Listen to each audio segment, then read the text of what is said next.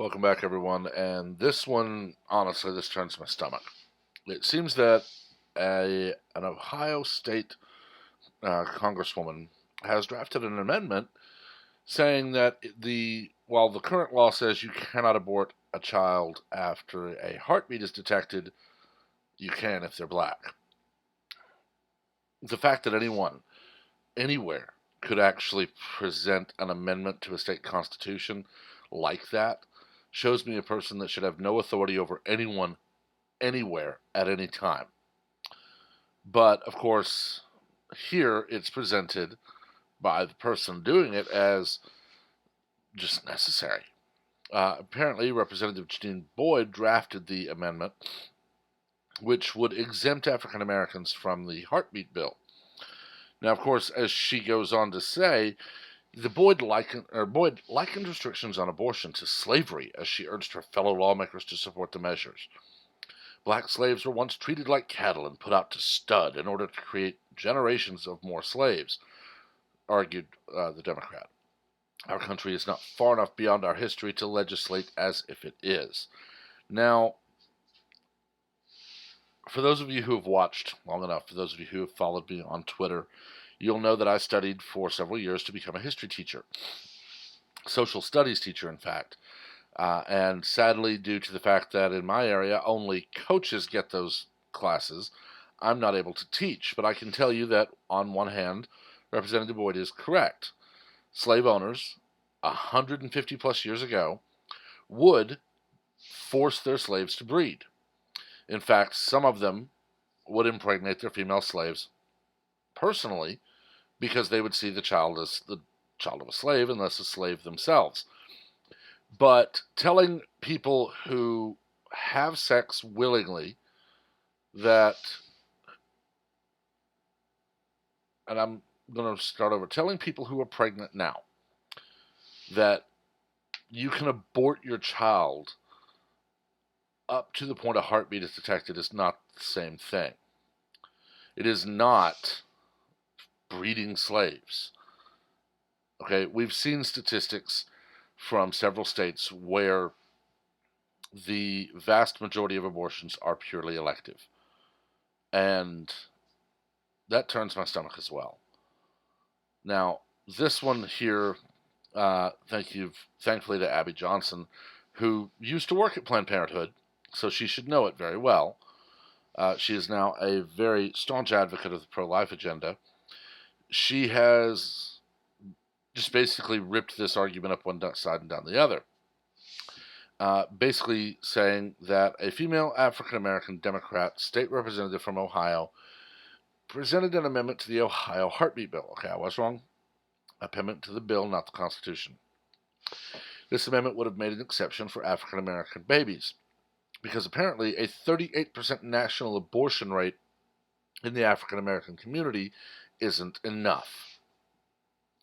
We know from historical documents and from many other sources that Margaret Sanger was a racist to make others look accepting.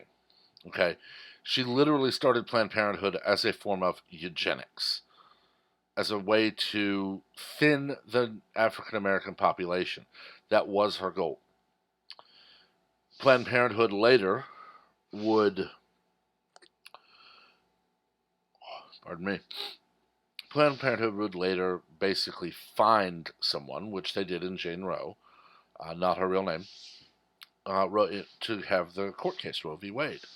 And ultimately, the Supreme Court held that abortion is apparently a right. It is not, and that's actually for another video. But this is honestly sickening, because this is someone literally standing in front of the governing body of Ohio and saying, fine, if you want to protect the unborn, you can, but not black babies. We have to let black mothers abort their children anytime they want, because apparently she agrees with Sanger. I do apologize. Like I've said, it is allergy season. One would think a member of the community that Sanger targeted specifically would want to undo her blatantly racist ideals of killing black children before they're born. But apparently they don't. I've made my position on abortion very clear. Life to me begins at conception. So, one moment. I do absolutely love this season in Texas. But I believe life begins at conception. Okay? I make no effort to conceal that I am a Christian. And very clearly in the Bible, we are told by God, I knew you in your mother's womb. The word fetus is Latin for baby, which is why we see so many people using semantics. And it's always, in my mind, when you start arguing semantics, it shows you know you've lost the debate. When you start saying, fine, it's not a fetus, it's a clump of cells. Well, and I've done this personally more than once. Well, then a bald eagle's egg is a clump of cells until it hatches. And, you know, that spotted owl that we couldn't cut a tree down to build houses for the homeless, well, those eggs are just clumps of cells until they hatch, right? Why is it we protect animals more than humans? Okay? If we start cutting down trees, yes, one, maybe two nests might be impacted negatively.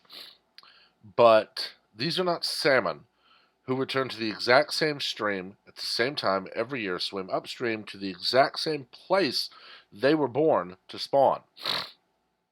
I have personally watched where I am now as gold-tip eagles will roost 1 year and be gone for 3. Okay, birds, mammals, all of this, they do have a rudimentary intelligence, okay? For crying out loud, my dog is smarter than my brother sometimes. But if an area where an eagle or an owl is used to roosting starts having fewer and fewer and fewer trees, that bird is going to roost somewhere else. They're just not going to stick around. Animals like that don't like humans. I don't know many animals other than domesticated dogs, cats, horses, sometimes a donkey, maybe a random cow. I don't know many animals outside of domestication that like humans. For crying out loud, my aunt's cat hates people unless you're in the act of feeding it. But there's a very easy way to relocate animals.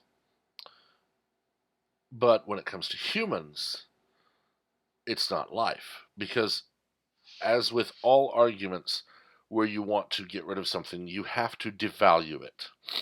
Okay, we've seen it with all sorts of things all the time.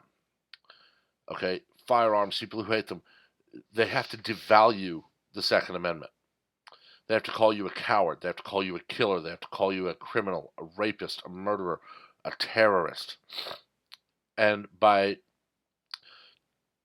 making anyone who exercises their Second Amendment rights now evil, they get their agenda pushed on TV. Well, this is the same that they're using with abortion. They have to devalue the life of the unborn child. And it's been done so pervasively for so long that now we actually have government officials in a state like Virginia actually legislating that in the case of a pregnancy where the mother is not sure, all the way up to birth, the child will be made comfortable while the doctor and the mother have a discussion. That blows the whole my body, my choice argument out of the water. Because at the moment of birth, it's no longer her body. It is no longer attached to her in any way. But according to Virginia law, that child can still be aborted, which means killed.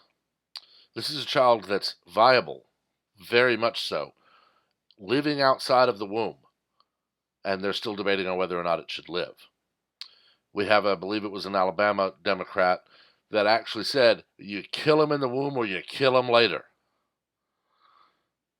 Admitting it's killing. It's abhorrent. And the fact that this person, Boyd, could actually sit and author an amendment to a bill banning the killing of children in utero, to say, fine, you can have that, but not for black babies. They can be killed anytime, or in this case, up to 20 weeks. There's a special place in hell for people who make it easier to kill the innocent. But my stomach's getting a little bit uneasy here, so I'm gonna stop here. I've talked long enough. Let me know what you think. This is a hot one, so definitely remember, stay civil in the comments, because we don't learn from argument, we learn from debate. Please also remember to like and share the video, as well as to subscribe and turn on notifications so that you're among the first to know of all new content as it is posted. Until next time, everyone, have a wonderful day.